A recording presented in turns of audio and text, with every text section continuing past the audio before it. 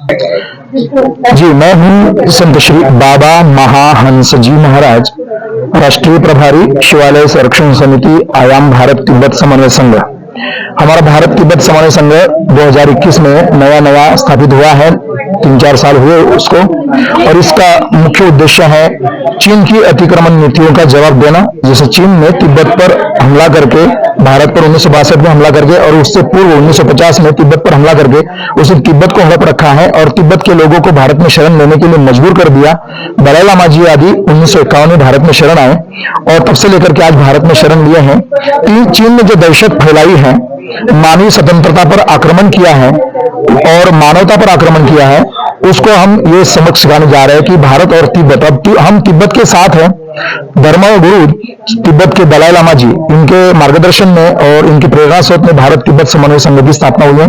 भारत के भारतीय विचारधारा से, हिंदू विचारधारा से और राष्ट्रीय विचारधारा से, तथा तिब्बत के राष्ट्रीय विचारधारा, तिब्बत के धर्मगुरु, भारत के धर्मगुरु, इन सबके समन्वय से भारत तिब्बत समन्वय संघ की स्थापना हुई है। हमारा लक्ष्य यह है कि 14 नवंबर 1962 में जो हमारे भारत सरकार ने चीन में हड़पी जमीन को वापस लेने के लिए निर्णय लिए हैं, दोनों सदनों में 1962 में, जो कि लोकसभा और राज्यसभा दोनों में, चीन ने जो भी जमीन हड़पी है उसमें से 1 इंच भी चीन को हम देंगे नहीं, उसको वापस लेंगे। सुई के नोक बराबर भी जितनी जमीन होगी। महाभारत युद्ध में भी ये था कि दुर्योधन ने बताया था कि मैं बिना युद्ध की जमीन नहीं दूंगा पांडवों को। ऐसे तो पांडवों को युद्ध करने के लिए मजबूर किया गया। अगर हम अपनी जमीन वापस मांगते, जैसे पांडवों ने कौरवों से मांगा था लेकिन उन्होंने देने का इनकार कर दिया, ऐसे आज हम भारत तिब्बत समन्वय संघ के द्वारा और भारत सरकार के द्वारा ये हम चीन को कहेंगे कि हमारा तिब्बत को स्वतंत्रता दी जाए और हमारा कैलाश मानसरोवर संपूर्ण मुक्त कर दिया जाए। अगर वो हमारे शांति प्रस्ताव को स्वीकार नहीं करेगा तो फिर हम क्रांति प्रस्ताव करेंगे, जो 18 अक्षौहिणी सेना के द्वारा जो कि युद्ध हुआ था महाभारत का। इस तरह से हम भारत सरकार को इस तरह से आह्वान करेंगे, जागरूक करेंगे, निवेदन करेंगे कि भाई चीन की गलत नीतियों का विरोध करें और उसने जो भारत सरकार ने तत्कालीन समय में दोनों सदनों में निर्णय लिए हैं, उन निर्णयों पर अमल करें। कैलाश मानसरोवर भारत का है, भारत का था, भारत का रहेगा, इसलिए उसे कोई भी परकीय मतलब अन्य सरकारें या अन्य राष्ट्र या जो भी है भारत की विरोधी, उसको हड़प नहीं सकते, क्योंकि कैलाश मानसरोवर हमारा अनादि काल का भगवान शंकर का, आदिदेव महादेव का परम आराध्य स्थल है, परम निवास स्थल है, मूल निवास स्थल है। और भारत की संपूर्ण मानव जाति के लिए शांति का प्रेरणा स्रोत है, अनंत शक्तियों का भंडार है, जहां लोग जाकर के अपनी आत्मा की शांति की तलाश करते हैं। तो ऐसा कैलाश मानसरोवर जो हमारे से इसने हड़प रखा है, उसको वापस देना है। फिर उसके साथ साथ में अक्साई चीन नाम की जो हमारी 40,000 हेक्टेयर जमीन जो है, लगभग ये प्रदेश से ज्यादा बड़ी, इतनी बड़ी जमीन को भी हम वापस मांग करेंगे।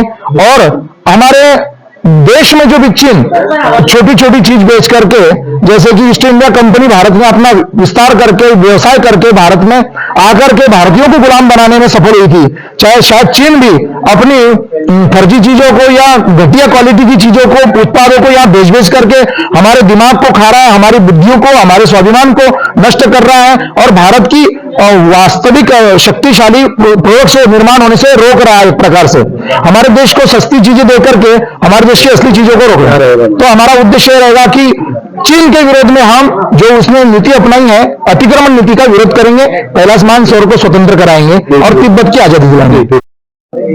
मेरा नाम राजू मालवीय है, मैं भारत तिब्बत समन्वय संघ की राष्ट्रीय महामंत्री हूँ। ये जो 2 दिन की बैठक है, ये उत्तराखंड के हरिद्वार में है, देवभूमि में है।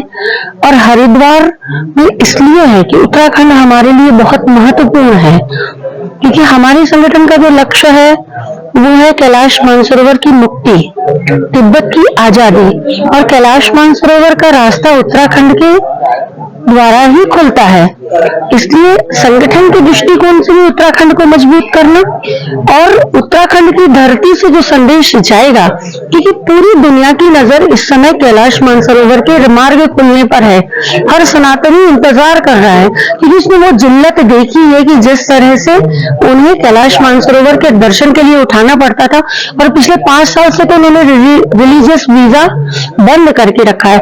इसके कारण चोरी छुपे नेपाल के रास्ते कोई जाता है और वहां से भी प्लेन में से दिखाया जाता है हजारों किलोमीटर दूर की वो कैलाश मानसरोवर है। तो इस ये परिस्थिति से जो गुजर के आता है वो लिटरली आंसू बहाता है, रोता है। इस समय भारत का सनातनी के साथ साथ विश्व का सनातनी की नजर है कि माननीय प्रधानमंत्री जी ने जो पहल की है जिससे हमारा रास्ता खुलने वाला है, और उन्होंने एक तो पहल पहले ही कर चुके कि शिखर दर्शन, उत्तराखंड के रास्ते से जो शिखर दर्शन हो रहा है कम से कम वहां से शुरुआत है। पर हर व्यक्ति की, हर हिंदू की ये इच्छा है कि वो मानसरोवर झील में हम भी उसके दर्शन, इस जल को स्पर्श करें, कैलाश के हम भी निकट से दर्शन कर सकें। इसलिए हमने ये इस बैठक को यहाँ रखा है। और 2 दिन की हमारी जो बैठक है वो चिंतन के साथ साथ मंथन की भी बैठक है। इस मंथन से निश्चित रूप से अमृत निकलेगा। आप देख रहे होंगे कि ये हमारा बैनर है, उसमें कैलाश मानसरोवर के लिए भारत तिब्बत समन्वय संघ काम कर रहा है, साथ ही शिवालय संरक्षण भी। दोनों संगठन अलग है पर दोनों के उद्देश्य लगभग मैच खाते हुए हैं। तो भारत के शिवालयों की सुरक्षा और संरक्षण भी उतना ही आवश्यक है। मानसरोवर मुक्त हो, कैलाश मुक्त हो, जितना आवश्यक है तिब्बत आजाद हो, उसके साथ साथ मेरे देश के शिवालय भी सुरक्षित रहें, संरक्षित रहें, वहां की पूजा अर्चना ठीक ढंग से हो, वहां किसी का अतिक्रमण ना हो, और अतिक्रमण है तो वो हटाया जाए। ये सारे जो विषय हैं ये बहुत ही महत्वपूर्ण है, इनको लेकर के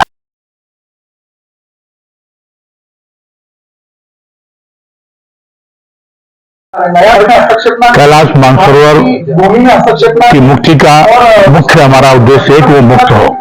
सभी देशवासी, सभी सनातनी भगवान भोलेनाथ के भक्त हैं और भगवान भोलेनाथ कैलाश मानसरोवर में उनका मूल स्थान है, निवास है।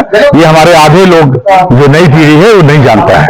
कोई कहता है अमरनाथ में है, कोई कहता है केदारनाथ में है, लेकिन उनका मूल स्थान भगवान भोलेनाथ का कैलाश मानसरोवर में है, जो दुष्ट चीन के कब्जे में है। दुष्ट चीन अपने कब्जे में कर करके वहां से तिब्बतियों को अपना भगा रखा है, जो दलाई लामा अपने यहाँ भारत में हमारे शरणार्थी रूप में सुरक्षित है। आज भारत तिब्बत समन्वय संघ देवनगरी में देवाधिदेव महादेव भगवान भोलेनाथ को यह याद दिलाने के लिए कार्यक्रम रखा है। हे भगवान भोलेनाथ, आप अपने मूल गांव कैलाश मानसरोवर को स्वतः मुक्त करें, जिससे हम सभी सनातनी आपके निर्बाध रूप से दर्शन कर सकें।